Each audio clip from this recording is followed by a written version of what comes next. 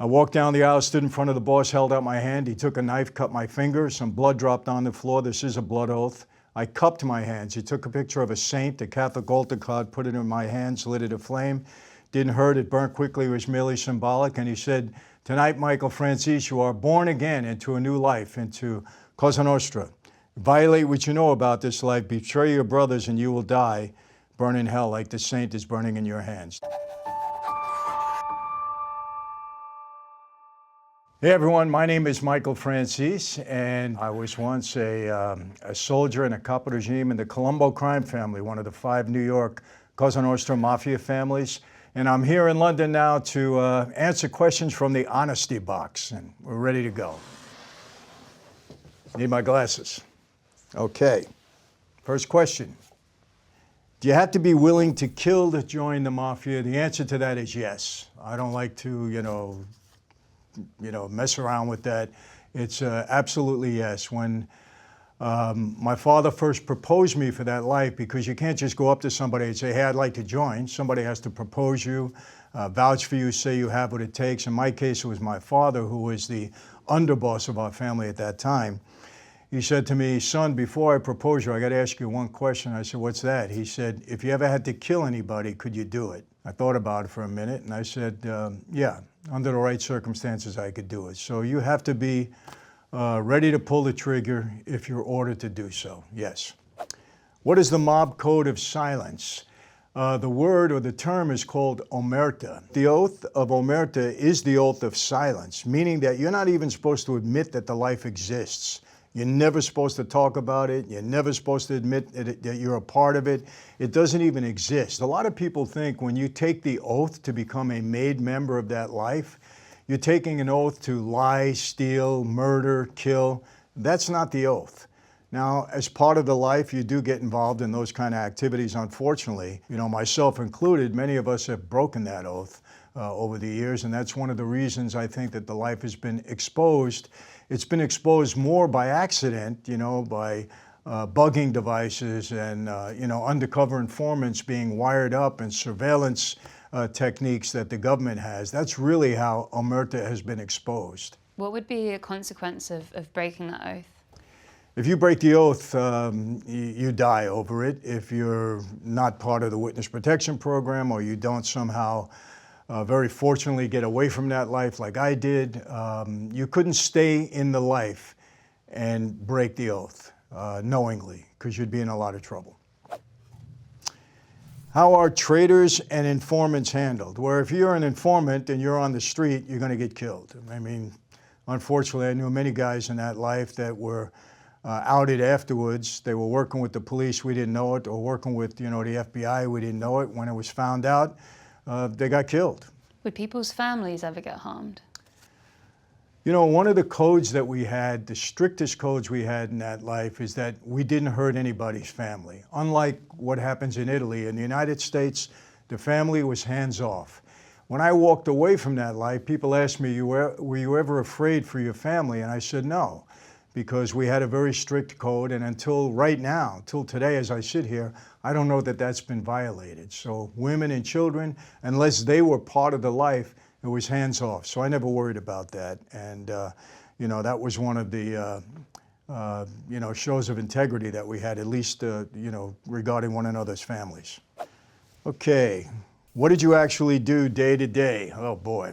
Along with some of the illegitimate things that I was doing, I had legitimate businesses. I had 2 car agencies, a Mazda and a Chevrolet agency. I had a film production company. I had restaurants that I was involved in. So I was very busy during the day on the legal side.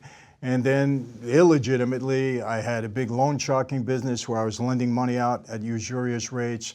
I had a number of bookmakers, illegal gambling people that were working under me. And when I became a caporegime, a captain, I had a number of soldiers and associates under me, and I was always dealing one way or another with some of the business that they were involved in. So I was very, very active. I was always an early riser, would get up very, very early and put in a full day. And then at night, it was kind of the mob way.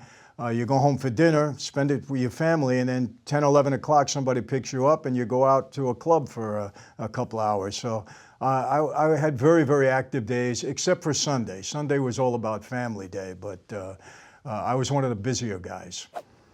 Have you ever killed anyone? Always get this, no matter where I go. Have you ever killed anybody? Where is Jimmy Hoffa buried? And did the mob really kill John F. Kennedy? I get those questions all the time. People, all I'm going to say is this. It's a violent life at times, and if you're part of the life, you're part of the violence. I think you understand what I mean. What intimidation tactics do you use or will commonly use? You know, one of the best tactics is just letting somebody know that you were part of that life. You don't want to go in immediately and start threatening people, but a lot of times when I entered a room, people understood who I was and they knew what the Cosa Nostra, the Mafia was, so right away there's intimidation because they know what you're a part of. So that's the most effective way. You don't want to have to do anything like that. I mean, anything beyond that. But there are some cases where, listen, you know, if you threaten somebody, I mean, you threaten somebody. And they know that you can back it up because you belong to an organization that's pretty powerful. So, you know, look, other than normal stuff, if a guy gets mad and maybe they slap you around or they put you in a hospital, things like that, or God forbid you get killed, I mean, that's not intimidating anymore, that's life-ending. But again, just being a part of that organization and people knowing who you are and the way you carry yourself, that should be enough to keep people in line. Certainly worked for me. All right, next question. What does it mean to be a made man and how do you become one? Well, a made man in that life is one that has taken the oath, has gone through kind of the recruit period, has proved himself worthy to become a member. But when you become a made man, you actually take an oath. And I took my own oath on Halloween night, 1975 in the United States. It's a very solemn ceremony, dimly lit room late at night. They wanted you to understand the seriousness of what you were getting involved in. I walked down the aisle, stood in front of the boss, held out my hand. He took a knife, cut my finger. Some blood dropped on the floor. This is a blood oath. I cupped my hands. He took a picture of a saint, a Catholic altar card, put it in my hands, lit it aflame. Didn't hurt, it burnt quickly, it was merely symbolic. And he said, tonight, Michael Franzese, you are born again into a new life, into Cosa Nostra. Violate what you know about this life, betray your brothers, and you will die, burn in hell like the saint is burning in your hands. Do you accept? Yes, I do. That's how you become made. It's a ritual, you take an oath, it's a very serious ceremony, and you have to prove yourself worthy in order to do that. And what it means is that you now are officially I should say, a member of the Mafia Cosa Nostra. And when you say prove yourself worthy, what kind of things does that entail? Well, you know, in proving yourself, listen, there's a lot of discipline in that life, a lot of authority, a lot of alleged respect. You had a meeting at 8 o'clock, you weren't there at 7:30, you were late. You can never be late in that life, no matter what. You know, drive the boss to a meeting, sit in a car 2, 3, 4 hours. You leave to get a newspaper, go to the restroom, he comes out, you're not there, you're in trouble. I know I did something like that and I paid the price. And to be quite honest with you, that life is very violent at times. If you're part of the life, you're part of the violence. And I think you know what I mean with respect to that. So you got to be prepared to do anything that you're told to do to prove yourself worthy, and they make that determination. And it could take a year, it could take 20 years, you know, it all depends when, they feel you've proved yourself. What was the most dangerous situation you found yourself in? Well, there were many. You know, when you're on the street, you come into some tough situations. But I will tell you this, one of the horrors of my former life is that you make a mistake, your best friend walks you into a room and you don't walk out again. And throughout my 20 years, I've experienced that with other people. And I actually got that call one night to walk into that room, but they were trying to kind of teach me a lesson.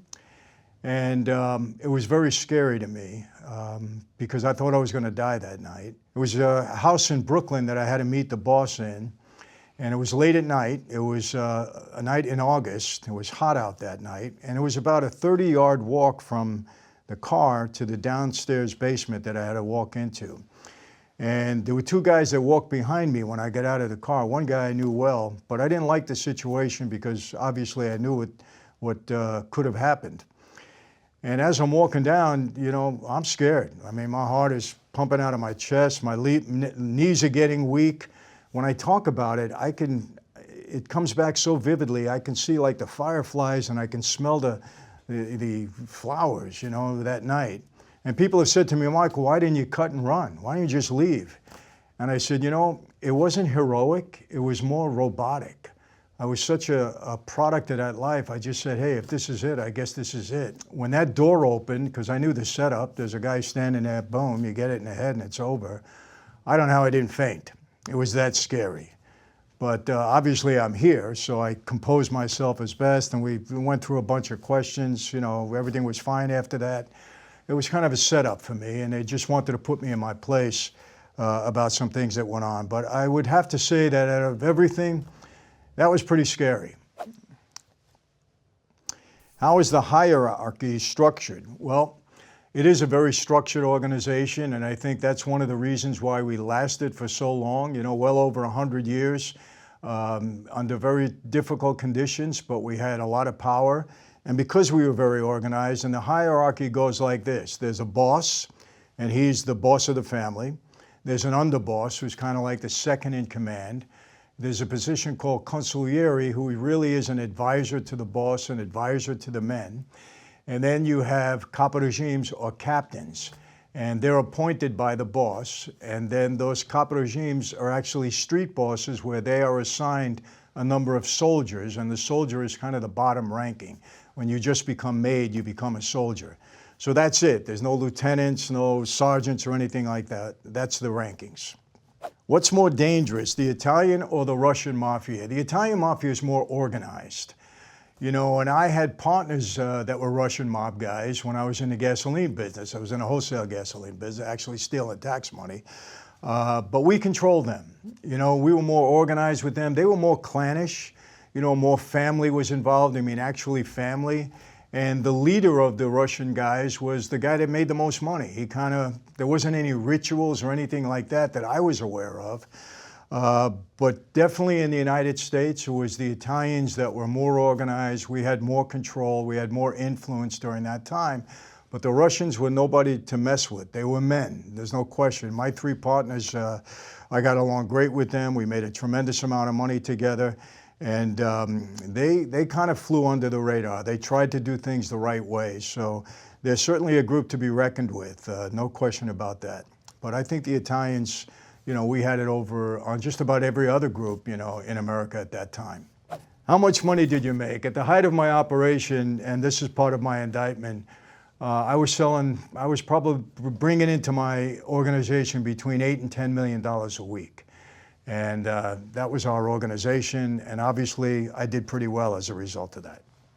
Did you get caught or serve time? Well, yes, I was, during my time in that life, I was arrested, I think 18 times.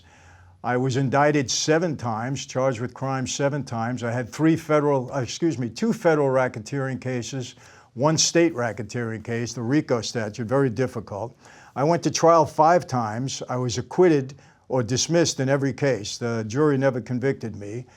But I did end up taking a plea, and it was for defrauding the government out of tax on every gallon of gasoline. It was a RICO Act violation. I agreed to a 10-year prison sentence. I did 8 years on the 10, which was the maximum. I had a $15 million restitution, money that I had to pay back to the government, and I had $5 million in forfeitures. I had my own jet plane, a helicopter. I had houses in 3 parts of the country, so I had to give all of that up, and I ended up doing my time. So in the end, I did get caught, and you always get caught. You know, you never get away with it forever, so, and that was mine. But, you know, very fortunate. Since released out of prison in 1995, you know, I turned my life around, and it actually was a blessing for me. How many of your friends died? Let me make this make a vivid example of this for you. Fortune magazine wrote an article in 1986, the 50 biggest and most powerful mob bosses in America. And they actually had a chart with the 50 of us on there according to rank and wealth and power. I was number 18, the youngest guy on the list. Out of the list of 50, and I knew just about everybody on that list, today, some 30-odd years later, 48 of them are dead. The 49th is doing life in prison, and I'm number 50, the only one alive and free. on that list. So the night I got made, there were 6 of us that walked into the room. I'm the only one alive today. The other 5 were all murdered. We had a big war in our family, and I think 13 men were killed, 18 men became informants, and 63 men went to jail. I was in jail at the time of the war. So it's a tough life, people. If you're a made member of that life and you die of old age and you die free, you've really accomplished something. How many mates called Tony do you have? Well, how many mates? We're in America, so, but I get it. I'm here in London. A lot of Tonys, a lot of Franks, a lot of Carmines, a lot of Michaels. Common name in Italian culture, I would say. So I had many Tonys, and they're all good. My partner is Tony. We're in a pizza business together, but a lot of Tonys. Okay. How did you get out? It wasn't easy. I didn't go and hand in my resignation. I didn't walk into a room and say, guys, I'm leaving. If I would have done that, I would have never walked out of that room. It was just a process for me. It was a plan that I had to walk away from that life, and part of it was taking that plea, doing the 10 years in prison, moving out to California, marrying my wife, and gradually trying to make the break, which was very difficult because it became very public. And when I made that break, I had a contract on my life from my boss. My father practically, disassociated with me. It took me a long time to make the break and then to get people to accept break. So it was a number of years. And it was a struggle and a challenge, but one that I certainly don't regret. What skill or traits do you need to succeed? Well, money is power in that life. And if you are fortunate enough to know how to use that life to benefit you in business, you rise through the ranks, and people respect that. I always look at it, there are 2 types of people in the mob life.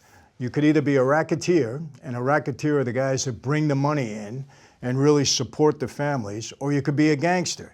Now, a gangster is really not capable of being a racketeer. They don't know how to use the life effectively, so they're not big earners, but they're the guys that do all the work, if you know what I mean. Now, if you're a gangster, you can't really be a racketeer. You're just not capable. But if you're a racketeer, you have to be a gangster also, because you're going to be called upon to do work, and you have to do it. So, but that's it. That's how you succeed. I became a caporegime or captain because I was a good earner, and as a result, I rose in the ranks. So that's the biggest factor, I would say. Who is the most intimidating person you ever met? I can mention the name Roy DeMeo. I think he's a standout name. People know about him. He was allegedly a serial killer. And I knew Roy. I wasn't afraid of him. I had no reason to be afraid of him. For me, the most intimidating person would be your boss, because your boss really has the power of life and death over you. If you make a mistake and he determines that that mistake is serious enough, he can pull the trigger on your life. So in my case, it was Carmine Persico. He's passed on now. He was the boss of our family. He was an old timer. He was a rough guy. And I knew what he was capable of. So if I had any fear of the person that was the most intimidating to me, it was Carmine for that reason. But again, you follow the rules, you don't have to worry about it, but still, it's intimidating to know that he has the power of life and death over you. How accurate is The Godfather or Goodfellas? Godfather was one of the greatest movies ever made, no doubt about it. Brilliantly, acted, brilliant story, but not that accurate. Goodfellas, on the other hand, very accurate. I mean, I'm mentioned in that. I mean, there's a character playing me in that movie, rather. And I knew all of those guys. I knew Henry Hill very well, Jimmy Burke very well. It was pretty accurate. They always take some dramatic liberty, but you could look at that life and say, this is a real depiction of that life. So it would absolutely be Goodfellas. What is the role of the women in the Mafia? There is no role. In the United States and Cosa Nostra, women have no role. We don't involve women in that life in any way, shape, or form. Never have, and I doubt that they ever will. A little bit differently from what I'm hearing in Italy, but in the United States, they don't have a role. Did Frank Sinatra have Mafia ties? Of course he did. Was he a member of the Mafia? No. Was he controlled by the Mafia? No. I knew Frank very well. I knew him from the time I was a kid. Used to see him all the time in the Copacabana. My dad and he were friends. We didn't control them, but they did us favors. We did them favors. His son, Frank Sinatra Jr., once came to a club out in Long Island, and he was appearing there. And the first night he appeared, he didn't even fill half the place. So I got a call from the owner They said, Michael, can you help us out? He said, we're dying in here. And for the next 3 nights, I filled the place and made sure that the place was crowded. So we did him a favor. In turn, he would do us a favor. But I want to make it clear, we didn't control Frank Sinatra, but yes, he had ties to us. What's the most dangerous city in America? Back in my day, you know, the most dangerous city, well, you know, it depends. In New York, in our neighborhoods, I grew up in Brooklyn, there was no crime in my neighborhood. We wouldn't allow any crime, unless it was coming from us, but we didn't commit crimes in our own neighborhood normally. So the cities were safe in the areas that we lived because we wouldn't allow any crime, you know, any street crime. You didn't have to worry about getting mugged. You didn't have to worry about getting stuck up or things like that. Do you regret your choices? Well, if you mean some of the choices I made during my time in that life, yeah, I regret that. You know, we have regrets, of course. Things that I did as part of that life, I regret that I did. I have regrets. You know, I'm married a second time now, and I had 3 children from my first marriage. My regrets are that I wasn't close enough to them. You know, I have certain regrets with my father. My dad died, he was 103 years old, and we kind of, you know, separated a little bit because I left the life and he wasn't happy about it. We were never as close. We patched it up, but we was never as close as we once were. So, but I have no regrets for leaving the life. I have no regrets the way my life has gone now because I'm very blessed. It's a bad life, no question about it. Mother, father, brothers, and sisters were all destroyed as a result of that life. So I made the right choice walking away. They started like muscling on me. I'm going to shoot them. It's a violent life at Yeah, times. of course. That's the street. Yeah. You violate another man's wife, daughter, sister, yeah, mother, yeah. you're dead. Yeah. You deal with drugs, Yeah. you're dead. Yeah. You hit another made man, Yeah. you're dead.